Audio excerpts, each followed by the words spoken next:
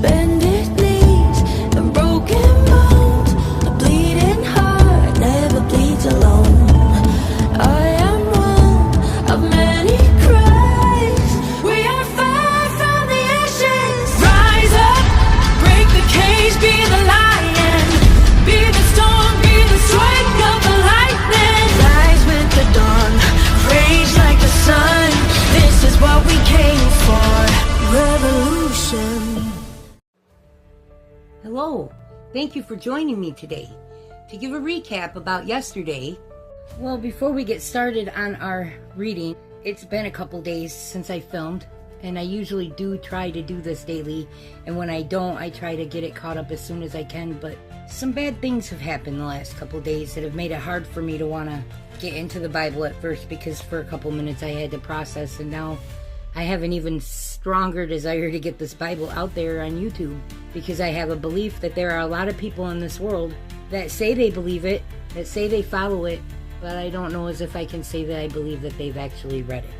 It's kind of important, especially after the last few days that I've been through, to me, to see people get the message. Back here, a few days back when we were reading, it said something along the lines of, and if you feel it in your heart, if you feel it in your heart to call for God. And then we talked a little bit about making joyful noises, about singing songs, that God loves us, but He is going to execute judgment, and unless we go to Him, we're not going to be forgiven, but He does have mercy as long as we go to Him. And we know that we have to keep our hearts pure for Him. He loves us. We're His children. And that's why He allows us to have children, so that we can learn the kind of love that He has for us. That's why children are such a gift. It's not about having kids just to reproduce the race, which it is, because man can't carry on without having babies, but we can't appreciate how much God really loves us unless we experience a real mother and father, and then really experience being a mother and father, so we get both sides of the spectrum so that we can appreciate the role. And then you multiply that, because our earthly roles are nothing compared to what God's heavenly role has been all along. The amount of love that God has for us is unimaginable. And I say this because He says that the love that He gives us in our hearts for our own children is just a fraction of the love that He has for us. Just a small little fraction. And I don't know about the rest of you parents out there, but the amount of love that I have for my son is never ending. And it allows me to find patience where I can't find patience for other people's children. And that's why a long time ago I used to be judgmental of people and how kids acted in public, but now I'm not so much so, because you really don't understand until you have a child of your own. And in having a child, you get the joy of life. And sometimes you have to go through the heartbreak of demise. Sometimes way too early. You know, a couple weeks ago I told you about Holly, and they did her memorial service this weekend, and I could not go because I could not get out of the house. But I was able to get a hold of everybody and tell them why I could not go. And I was able to say what I had to say to her in a video that I did here not that long ago, and share it with the family so they know how I feel. But then it's been like a non-stop month. Like Cindy, a lady named Cindy that I grew up knowing, she was one of my, well, I knew all the kids. Their mom, she had broken her back not that long ago, and somewhere in there she just kind of, I guess the best description is, gave out. She went home. And then shortly after that is when Holly went. And then shortly after that, well, I found out about my friend Tracy. And Tracy had been online a couple weeks ago, and she told me that she had the flu, and I told her I'd keep her in my prayers. Well, not just the flu, she said influenza. And this year in Michigan, it's pretty nasty. There are people getting it, and they're ending up in the hospital. And it seems to be more towards downstate, not so much up here. Only a couple people up here have complained of being sick, the way that I've seen people that live downstate complain of it. Well, then the next thing you know, I saw a post that said come Friday, they were going to take her off her ventilator. And I was floored, because I didn't even know she was on a ventilator. And they did. They took her off the ventilator the same day that Holly's memorial service was. And my friend Tracy went home. And there's a song that comes to mind. It's by Nicole Nordman. It's called Miles. And I'm going to stick it in here because the words are huge for Tracy's story and something to remember. Tracy was having a hard time. I'm not sure if her husband passed or what had gone on, but she was taking care of her kids on her own. and one of her sons has kidney problems and needs a kidney. He's really sick. And her oldest son, he graduated, but he was working, trying to take care of stuff, and then she gets sick, and she's always had physical problems, fibromyalgia, and things went downhill in the house for her. And they ended up living in a bad way without a lot of help and not being able to really say too much about it. Because when you get stuck in those positions, you get embarrassed. People get too judgmental to really reach out and help, and she needed help. But then she got sick, and she went to the hospital, and they disconnected her, and the same week, well, I don't know how long Ruth has been there, but Ruth is her mother, and she is also connected to a ventilator, and that leaves Brian. Brian is her younger brother. Their father passed away when we were still kids. I grew up with, man, I'll tell this story because I'll tell you the kind of spark that Tracy had. I had this math teacher, Mr. Hartman, and he kept making me do the same math homework over and over, and I was young and rebellious. Like, I was acting out and speaking my mind and just starting to really be a handful, I guess. But this teacher kept telling me to do the same math homework for like months. And I got to the point where I really truly believed that I'd walk out of the room and he'd just throw it in the trash. And finally, I boycotted his class. I refused to go to it. I sat out in the hallway for months. And the day that I told him off, Tracy was my biggest cheerleader. And she said to me when we reconnected on Facebook years and years later, "I will never forget how you stood up for yourself."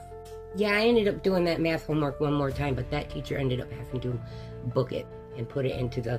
I had enough witnesses, and it had happened enough that the school finally made him put it in the grade book. I don't think teachers like that should have jobs, but that's playing favorites, and for whatever reason, he singled out my math homework all the time. But anyway, there's a meal train donation place, and there's a GoFundMe link, and there's also a Cash App account that I can give if anybody's interested in helping this family out, because Brian now has to take in her kids. He has his own children and his own wife. He's missed a lot of work over the last couple weeks trying to be there for his sister and his mother is still in the hospital fighting, so he's not done yet. So even if you can't do anything financially to help, pray for his family, because they're struggling. Man, and they lost their mom. And then, of course, that hit me between the eyes. In the last couple days, it's been hard to pick up the Bible and read it and put my heart into it, because I feel sad, because we do grieve when we lose people. We understand that they're our treasure in heaven, but that doesn't make it any less painful to lose them. While we're here in such a horrible place, these are still our treasures on earth. These are our little shines of light that help us get through the negative things when we hear so many bad things online, or we see so many horrible things happening in the world. Losing a friend is painful. Losing anybody, family members, even just somebody that is an acquaintance at work that you say hi to every day, when they go from this realm into the next whatever comes when you pass. Some believe you go to heaven. I believe what Job says, and Job says that you lay in your grave and you wait till Christ comes. So you rest in peace. You literally rest in your grave until the day that Christ comes back. So that's what I believe. I believe that my loved ones are all peacefully having a rest right now until Christ comes. And when they raise up, they will go, just like it said, I think it's 2 Timothy, it says that Christ will take the dead in Christ first, and then he will come back and take the ones that are left alive. And this is where a lot of confusion comes, because it gives a specific number, 144,000 people, it says specifically. And so people have debated, does that mean that only 144,000 people will be in heaven? But in the same paragraph that John is describing heaven and the multitudes of the people, and I just said multitudes, there's so many that the eye can't see them all or register the amount there, and the human brain cannot comprehend a number big enough to count the amount of people that are in heaven. Every person that has ever lived, from the day that God created Adam to the day that the last person is passed away, every single one of these people that have lived all these centuries have a choice to choose him or not. So there are more people in heaven than just 144,000. The way that I interpret the 144,000 to be is that they're the faithful ones that have to face the hardest times. They're the ones that God told Peter about. You got to be here, and you got to celebrate with me, and you guys came first. And he said, but blessed are the ones that will come last, because they will suffer more for my sake. And they will, because they have to face the tribulation. With what's been going on, there's been a lot of talk of, are we seeing the Antichrist? Are we in the last days? And so these sort of things should be in our minds. So I started getting that fire back to start reading, because the desire comes to make sure that everybody knows that Christ is the only way. Christ is it. There's only one way. And I want to put it out there that if you find it in your heart that he's pulling on you, it's because you're chosen. And if you desire to seek him, it's because he's calling you. That is what it means when he knocks on your door. Just started to get a flare up a little while ago today, and I got a message about a girl. And I'm not comfortable just giving her name just yet, because it is just brand new. Just this morning, her daughters found her. She had a heart attack. Now we don't know for sure because the autopsy's not back, but she was younger than me. I worked with her for years, and she's gone just that quick.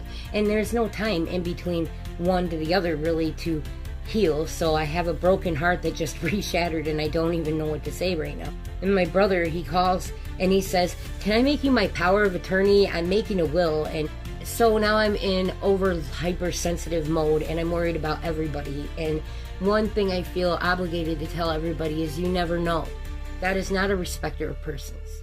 It doesn't matter if you're old or young, white, black, tan, yellow, brown, see-through, multicolored. It doesn't matter if you are a believer or not. Everybody has a day that their life will be required of them, and they will have to stand before the Lord. And we don't get to choose that day.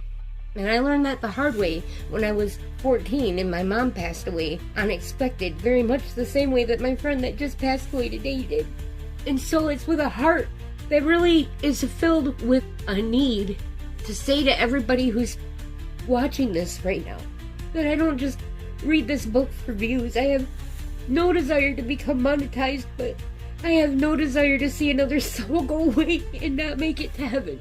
And I'm not saying that my friend today has not made it to heaven either, because I can't say she believed in God, and it says if you believe you will be saved, but it also says many will be called but very few are chosen. And it gets confusing, but I'll tell you right now, it's a lot less painful to know God and know that these people are going to him than it was when I was younger and didn't know God and didn't have any faith in him. Our time is dwindling. It isn't just the young and the old, and it's how many and how frequent people are dropping off. It's how frequent and how little time is in between each one anymore. And then I start to wonder in the back of my head, is this a mini rapture for the rapture? Because when we read in the book of Enoch, it indicated that the believers were slowly taken off the earth before the flood came, so that they didn't have to go through that. And that's why it had dwindled down so far to only being Noah left.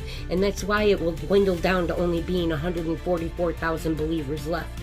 He made an ark for Noah, and he sealed the door. And he made a covenant with Moses and Abraham, and he carried it all the way on through Jacob's children. And when the Jews failed and were carried off by Babylon, he renewed the covenant. And then when we get into Isaiah, we'll find that he said he would create a new people to make that covenant with, and that covenant would be written on their hearts. And now we are in the time where the Ark of the Covenant is what we have to stand on, and he's getting ready to close the door. In Revelation, it says that the angels will blow trumpets, and they will dump out bowls of wrath. But it also says before these bowls of wrath happen, that he's going to seal his children on their foreheads with God's mark. I think I'm being just specific in forehead. I do believe, I've got it up right here, I'm trying to look at it. This is Revelation chapter 7. And after these things I saw 4 angels standing on the 4 corners of the earth, holding the 4 winds of the earth, that the wind should not blow on the earth, nor on the sea, nor on any tree. And I saw another angel ascending from the east, having the seal of the living God, and he cried with a loud voice to the 4 angels to whom it was given to hurt the earth and the sea, saying, Hurt not the earth, neither the sea, nor the trees, till we have sealed the servants of our God on their foreheads. And I heard the number of them which were sealed. And there were sealed 144,000 of all the tribes of the children of Israel. And they already have them sealed at 144,000. So I don't know if it's predetermined what 144,000 have to face the tribulation. I know what happens in the rapture is that the dead in Christ go first, and then he takes the living.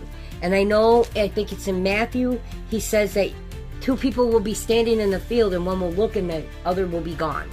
Of the tribe of Judah were sealed 12,000. Of the tribe of Reuben were sealed 12,000. Of the tribe of Gad were sealed 12,000. Of the tribe of Aser were sealed 12,000. Of the tribe of Naphtali were sealed 12,000. Of the tribe of Manasseh were sealed 12,000. Of the tribe of Simeon were sealed 12,000. Of the tribe of Levi were sealed 12,000. Of the tribe of Issachar were sealed 12,000. Of the tribe of Zebulun were sealed 12,000. Of the tribe of Joseph were sealed 12,000. Of the tribe of Benjamin were sealed 12,000. So before they even start the bowls of wrath, they seal the people on the forehead. But I don't know as if it means like physically disappeared or physically passed away. It doesn't say give up the ghost. It doesn't say physically disappeared. It just uses one word, gone. We're facing a time that is questionable, and everybody's wondering about the Antichrist, and people are passing away at a rate that's a little bit alarming and at younger and younger ages. And I can't help but wonder if maybe we aren't in the end times, especially because of the wars that's happening over between Gaza and Syria and Israel and Egypt and all that over there. Those wars have always been going on. One of the things that has been being said is that President Trump is the best friend that Israel has ever had in the White House. When I was a little girl, my mom was so smart. She taught me so much without me even understanding until I got older what she taught me. She told me that Israel can't ever have peace, because when peace comes to Israel, that's when Christ comes. And as long as we give them peace, that means that it's going to end. It's the foretelling thing of the Bible is that peace, the peace treaty brings the Antichrist in the end. And right now we got Trump claiming he's going to bring peace to the Middle East, and he very well may. But who's to say that another leader isn't going to win this war and take over everything and do the thing? And that scares me. Because right now I can stomach having to live through whatever Trump might bring. I can't stomach through the hate that somebody else has for God. Trump claims to love God. We know that the Antichrist will eventually end up making people worship him. So I can't say what I believe here. I can say that there are a lot of signs that are scaring me. And I can say that the Bible tells us to watch the signs, to know what we need to know, to be able to recognize. Because we don't know the day or the hour. Nobody does. Not even Christ himself. When the time comes, God's going to tell him to load up and go. He's not going to give him any forewarning. And if Christ isn't going to get any forewarning, neither are we. But we are given signs, and we are told to watch them. And we're told to watch the sky. And there are things that will happen. And there are things that are happening. Enemy things are flying by. People are sending off drones to spy on each other. Wars are being fought from the air instead of from the ground. Drones. Russia and the Ukraine, they were using drones, and they just about annihilated all of North Korea with drones in the sky, no boots on the ground. This is a scary time. Think about some of the descriptions that were given in the Old Testament about the wars in Israel, and then you start to see the confusion make a lot less confusing sense, because in our time we have things that when I was a little girl we didn't even have. I remember being told that Revelation was one of the books that we don't preach in churches because it's not well understood, and then like overnight, just about overnight, we could start to understand things a little better because technology changes had come and they filled in the gaps. What do they mean when they say that things are going to fly and hit the mountains? They had made a machine that would cast stones. That was the closest to a gun at the time that they had made in the Old Testament. They didn't make guns. They had bows and arrows, but they used more spears and fists. When they say smoke, they usually ended up beating the crap out of each other and walking away. It was actually a different act to take their life than what it was to smote them. I just try to use that word to cover that D word that YouTube doesn't like. I try to use words that are still going to uphold what the Bible says, but give the message. The message of the Bible is not a pretty message, and YouTube does not like it. And so a lot of Christian messages, they get sent in weird ways, or they don't get out as well. And it's not just YouTube, it's everywhere, because there's a general hate from Satan for God. And we are in the time right now that I feel that I have a message I have to say, and I've been kind of dancing around it this whole time. But it has to be said, and I can't ignore it anymore. Tracy passing away, I tried to say it the other night, and I was going to edit the video and put it out, and it was coming out hard, and I was just going to edit it out, and then my other friend passed away today. And I know without a doubt I can't let this message go. The Bible says, do not fear, many, many, many, many times. Many, many, many, many times. Many, many, many, many, many, many, many times. And then you get to the plan of the last days, and it's scary. You listen to the lamb that comes with the beast, and you listen to the people being deceived, and then you get scared because you hear that people are not going to be able to buy food. They're going to be denied because they won't take a mark. You hear about fire falling from the sky and frog demons coming and the plagues. It is a horrible nightmare, and nobody wants to take it literal. Nobody wanted to dig into this and try to sort this out. But the one thing that we know is that it all starts with a peace treaty. And it isn't, I don't think, because nobody wanted to be Israel's friend. I think it's because nobody wanted to usher in the beast. I can't prove that. I mean, as a believer, that's just what I think. But that fear of what's going to happen in the last days is a lie from Satan. And you're going to say, Gwen, you're crazy. No way. We are being told that we're going to be denied food. Christians are going to be put through a tribulation and tortured. Yes, Christians have been being tortured for the last decade at least, if not a little longer. Have you not noticed? They took 21 men out to the side of the Mediterranean Sea, and they removed all their thinking spots because they were Christians, and they tortured them for 3 months trying to convince them to denounce God. And when they went saying, I will stand for Christ, and they were martyred in Egypt and in their churches for that. They set up and established a church in their honor. And even though you will find that I say don't follow, I don't like the Chosen that much. Jonathan Rumi is just a man. He is not Christ. He's just a man. And that's why we're not really supposed to try to portray Christ in that way, because actors get confused on reality and fantasy, and they have to go and have a lot of therapy done to remember who they are at the end of the day when they spend months and months pretending to be somebody that they're not. And it's a specific sin to mimic Christ in that way. One could almost argue that he's taking on a different form of idolship. And so I don't celebrate over Jonathan Rumi the way that everybody else does. It's not right to set any kind of celebrities on any pedestal. The only person that deserves a pedestal is Christ, because he's the only one that put his money where his mouth was and died for you before he ever even knew you. But I need to get back on track because I still need to read today's reading. But this is something I can't just ignore. I need to say this to you guys. This is not Satan's plan. It's scary. It ushers in the beast. It ushers in a couple of false prophets. It brings out the witnesses. It shows them being tortured. It shows Christians going through a nightmare. But this is still not Satan's plan. He doesn't have control over this. What he has control over is what he can make you think about it until the plan happens. And he's had a lot of time to deceive people who weren't ready to open Revelation yet because we didn't even understand what it was talking about. And so the first thing he convinces the world of is that, number one, he's the punisher. When Christ passed away and went to proverbial hell, because I'm not so sure that Christ went to the pits to be punished. What I know is that Christ went to God, and Christ was punished by God, the Father, for every sin that every man on the face of this earth has ever committed. Not for any of the sins the angels committed. So Christ's sacrifice on the tree did not buy forgiveness for the fallen angels.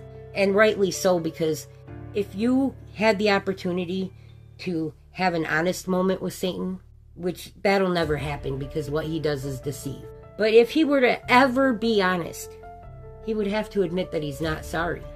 And you can't forgive somebody who's not sorry. So he kind of set his own fate. What happens during and after the time of the beast is a setup for the Great Tribulation. The angels come and they mark our foreheads while we're waiting for Christ to come. They also get the pit ready. Yeah, the pit. We're not talking to something pretty. We're talking about a prison that was made for angels like Satan. The Watchers, all the way back in Genesis, that's when this stuff was created.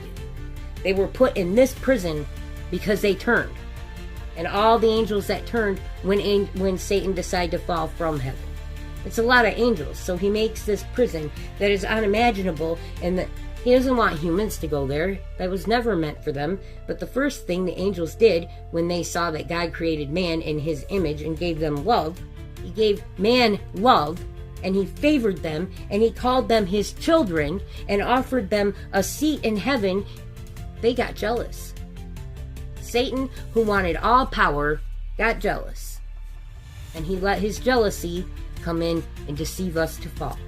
And one of the things that I got out of reading the book of Enoch that I found to be true was that they do hate us.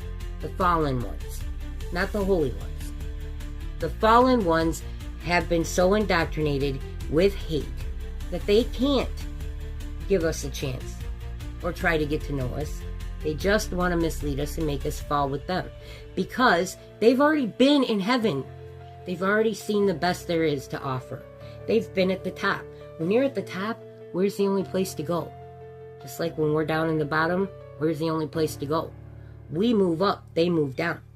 So when you had a brother or a sister or a friend or a cousin that got what you lost, that you really cared about, and they get to have it after you and you don't get it back, there was always some kind of anger in your heart. Don't deny, that's my toy, I give it back, that's mine. And you had to learn the hard way to let go. The angels can't let go. That jealousy has turned into hate. They're an exact example of why we need to pray to God for forgiveness. We need to learn how to be sorry for our actions. But this pit that we're talking about ending up in, it was never meant for humans, and that's where a lot of humans are going to go because they are being deceived by the lies. And the biggest lie out there right now is that this plan coming is bad. It's Satan. Don't let them take cash away. You're not going to be able to stop that. You're fighting God himself if you try to elongate the process of keeping cash. It's not going to happen unless it's in his will. And it's not in his will. At that point, he says it will go away. And I really foresee it happening soon. All these crypto coins and internet currencies, and they're focusing down to one. And I think we're going to see it within the next 4 years. It sounds like I think that Trump is the Antichrist, but I have to say, I don't know. He took a bullet that went by his ear, and he got injured, but he didn't pass away and come back to life. And that is an indicator in the Bible for me that I see in there, is that he will do something a little bit more and astound people. Well, maybe people are astounded by something that little, but the way I saw it is he was going to perform a miracle. And he didn't perform a miracle. He turned his head by the grace of God. God performed the miracle that day. But one of the other things that I kind of feel that he is God sent to do something is that almost every task he's set out to do, he's completely been successful at it. No matter how much the Democrats hate it, he is successfully shutting down the illegal immigrants coming in and out of the border. He has pulled us out of groups of organizations, nationwide organizations that have long since lost their benefits for society. It appears he's doing good things right now. But when he put his Gaza plan out there, and I saw a statue of him in gold in this reel, well, of course you're going to entertain the idea of maybe he really is. I can't say yet, because we're not there yet. What I can say is the leader who establishes the peace treaty is the one that we have to worry about. I know that they said that Pope Francis, when they put him in, they elected him, the smoke came out white, and then a half hour later it came out black. And to the Catholics, that's a big thing. And that there is some belief that Pope Francis is the Antichrist. I don't know. What I know is that we're turning around and we're finding our loved ones are gone before we even know what hits us. And they're going younger and younger. The youngest one was 13 this last couple months ago. I have a prayer page in Facebook, and I keep running prayer requests going for people, and I share the episodes from here, and I share what music speaks to me, and sometimes I even put Bible verses or tell a story. I've been doing it. It was created by my friends Virginia Schmidt and Kay Daughtry, and then Kay passed away, and Virginia got cancer. Virginia overcame cancer twice, and we just pray for each other, and it's been going for a while, and there's a few hundred people there. And if you ever go on Facebook and you want to look into it, it's called Prayer Page, and it's got a cross on it, and you're more than welcome to put in a request. I don't deny requests. I accept everybody that comes in. But anyway, to get back on track, the message that I needed to get out is that we can't fear. We shouldn't fear what's to come, though, because it is God's plan to put Satan away. It is not Satan's taking over the earth as it's perceived by people so much as it's God's plan to put Satan to an end. And it might hurt for a minute. That's the way it goes with everything. When you go out to rake the yard and you have an acre of a yard and you have a rake, it looks like a nightmare and it takes forever and you feel like it's never going to end, and you get blisters on your hands and for days and days, and then all of a sudden it's done.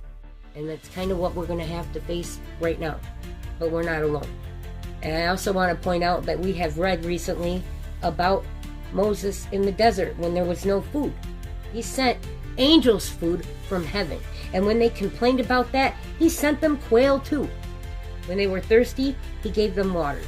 I told a story in one of my other videos, probably the very first one I did, about Ted Bundy. He was down by Dearborn, Michigan. Now this is a story my mom told me. So whether or not, I can't give names, I can't validate it, but I have faith to some degree that she didn't lie to me. I have faith that this really happened. One of the girls was out studying, and they had a buddy-buddy system at this college. They were not supposed to be out past dark without their friends, but she had been studying, and the time got away from her. And it was after dark, and she started walking, and she prayed. My mom said she wore a cross around her neck in the newsreel or something like that, but she prayed, God, please protect me. And she went walking, and she made it home. Unbeknownst to her and everybody else in the world, until they ran through the video footage on the CCT later, she walked right by Ted Bundy. He's in his car. And she was exactly the type of woman that he would take. And he didn't take her. He didn't touch her. He let her go. And later, when they did catch, because it's sometime within the next few hours, he did pick the next victim, was sometime after her in that night. They asked him, this girl comes walking right by you. And on the recording, she's walking by him alone. We've established this. And they did question her too. And we'll get to what. And this is why they know that she prayed. But this is the extent of what she had to offer, is that she prayed to God and she went home. She didn't realize what danger she was in. She doesn't even know what miracle had happened for her until they told her later. So they're watching her on the camera, and she walks by him alone, and he lets her go, and then he takes, within the next few hours, another girl, and then when they finally catch him and they're able to ask him about what happened up here in Michigan, he says, well, that girl, I didn't take that. What do you mean she was alone? And they said, she walked by you alone. What girl are you talking about? And they show a picture or something to identify. And he goes, yeah, she was very pretty and very much the type I would take, but she had two great big jock-looking football players walking her home that night, and I would have been insane to go anywhere near her with them there. And they looked at the footage, and she was walking alone. That's big. What about the Cokeville miracles? Husband and wife go in and decide to take over an entire elementary school. Oh, I'm sorry. They bring in a box of glitter, we'll call that. A box of glitter that goes everywhere. And he rigged it up, but he did something wrong in his riggings up. Something happened. Well, I know what happened, because all the children that were present in that classroom will tell you what happened. They saw it, but people call them crazy because they were little kids. And they wrote it off as not all that great. They don't even really talk about it that much. They have a movie about it on Amazon Prime. And they have some footage from the time it happened and the kids that are telling you the story, but it was stifled because it went against the narrative at the time. Because it proves that there are holy angels that protect us.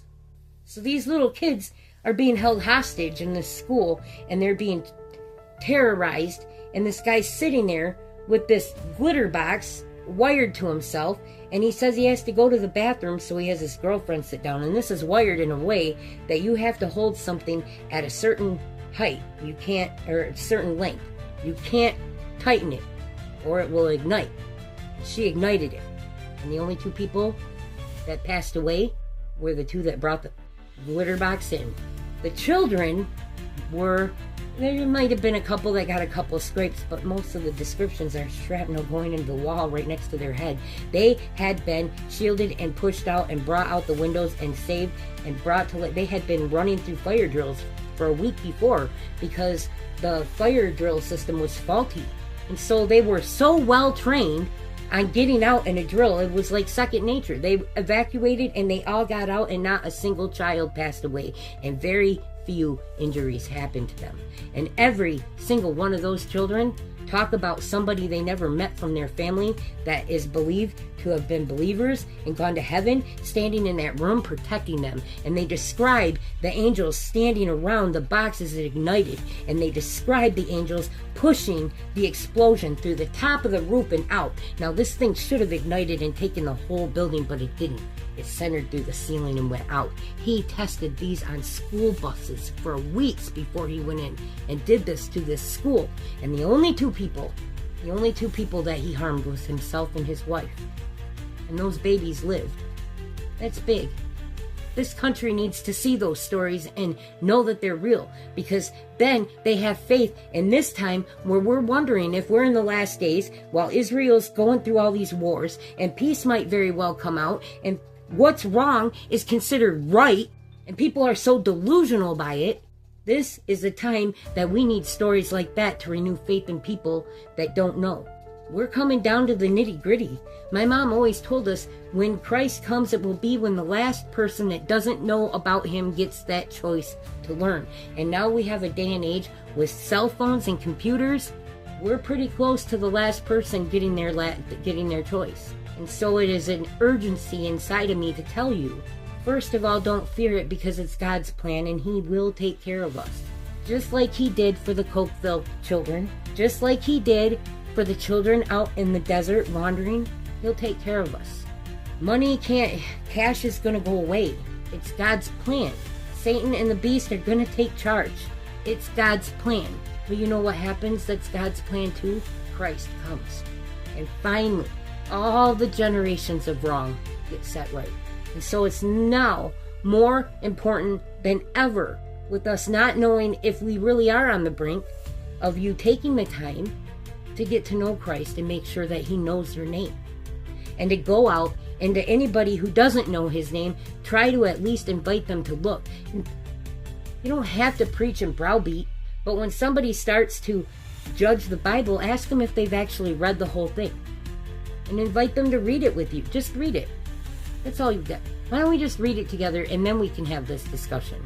This is the time that we need to prepare, because the signs are speaking loud, and it's going to be okay. I think that to some degree we're facing a pre-rapture rapture with so many people going. And that's why I bring up what I've been hurting about the last couple days. And I know this video is going on a little bit longer than what I intend, but I have tried to say this a couple of different times, and I can't continue this series without saying it. It's the elephant in the room for me. We are continuing because we want to know what all comes out. But in the end, we're going to look at these things. And I'm getting questions now about why things have to be this way. And it maybe helps a little bit to understand. I don't know. I just want to give that peace of mind that Satan's not in control. It looks like a bad plan, but it's really just God chose bad-looking tools for that time.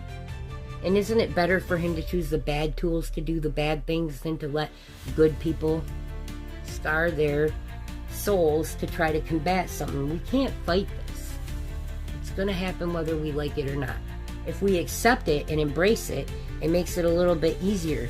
But if we celebrate the fact that the person in control is God, who promised to protect us, that makes it all the better for us. Remember, Christians have a claim to fame. We don't fear demise. We have nothing to fear. We get something better after. On that note, I'm going to pick up now in Psalm 105. Oh, give thanks unto the Lord. Call upon his name. Make known his deeds among the people. Sing unto him. Sing psalms unto him. Talk ye of all his wondrous works. Glory ye in his holy name. Let the heart of them rejoice that seek the Lord. Seek the Lord and his strength. Seek his face forevermore. Remember his marvelous works that he hath done, his wonders and all the judgments of his mouth. O ye seed of Abraham, his servant, ye children of Jacob, his chosen. He is the Lord our God. His judgments are in all the earth. He hath remembered his covenant forever, the word which he commanded to 1,000 generations, which covenant he made with Abraham, and his oath unto Isaac, and confirmed the same unto Jacob for a law, and to Israel for an everlasting covenant, saying, Unto thee I will give the land of Canaan, the lot of your inheritance.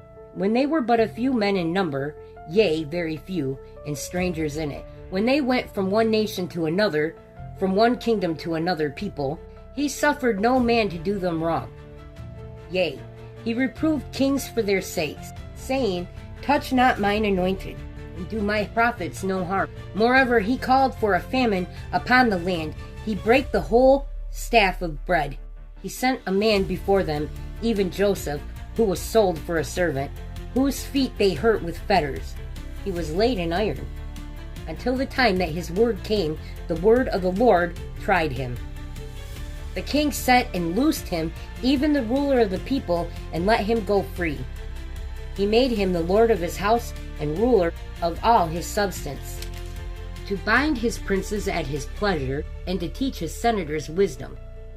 Israel also came into Egypt, and Jacob sojourned in the land of Ham. And he increased his people greatly, and made them stronger than their enemies. He turned their heart to hate his people, to deal subtly with his servants. He sent Moses his servant, and Aaron whom he had chosen. They showed his signs among them, and wonders in the land of Ham. He sent darkness, and made it dark, and they rebelled not against his word. He turned their waters into life force, and slew their fish. And their land brought forth frogs in abundance in the chambers of their kings. He spake, and there came diverse sort of flies and lice in all their coasts. He gave them hail for rain, and flaming fire in their land. He smote their vines also, and their fig trees, and he brake the trees of their coasts. He spake, and the locusts came, and caterpillars, and that without number, and did eat up all the herbs in their land, and devoured the fruit of their ground. He smote also all the firstborn in their land, the chief of all their strength. He brought them forth also with silver and gold, and there was not one feeble person among their tribes. Egypt was glad when they departed, for the fear of them fell upon them. He spread a cloud for a covering, and a fire to give light in the night. The people asked, and he brought quails, and satisfied them with the bread of heaven. He opened the rock, and the waters gushed out. They ran into the dry places like a river, for he remembered his holy promise, and Abraham his servant. And he brought forth his people with joy, and his chosen with gladness, and gave them the lands of the heathen. And they inherited the labor of the people, that they might observe his statute and keep his laws. Praise ye the Lord. O give thanks unto the Lord, for he is good, for his mercy endureth forever. Who can utter the mighty acts of the Lord? Who can show forth all his praise? Blessed are they that keep judgment, and he that doeth righteousness at all times.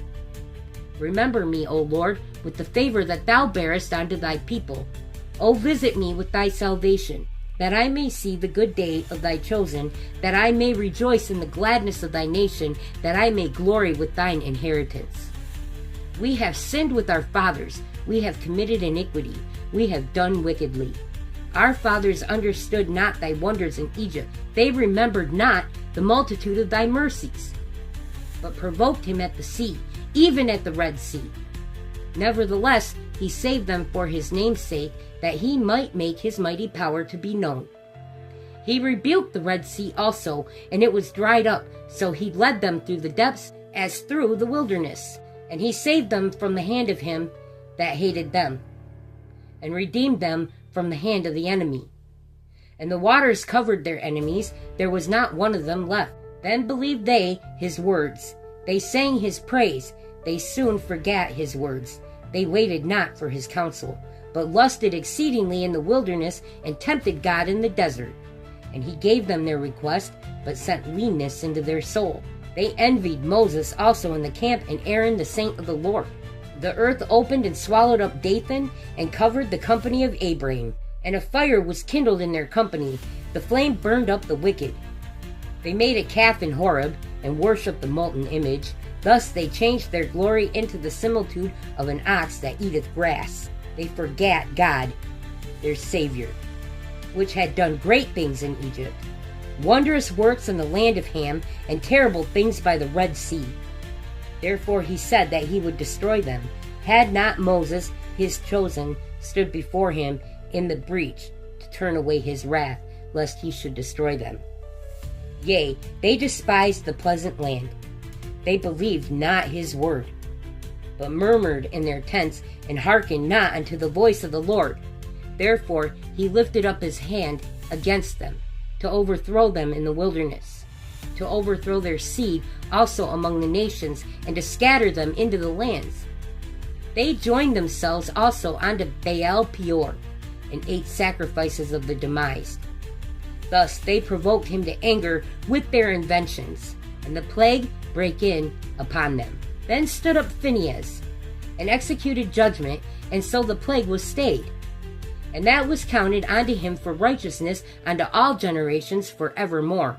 They angered him also at the waters of strife, so that it all went ill with Moses for their sakes, because they provoked his spirit, so that he spoke unadvisedly with his lips. They did not destroy the nations concerning whom the Lord commanded them, but were mingled among the heathen, and learned their works. And they served their idols, which were a snare unto them.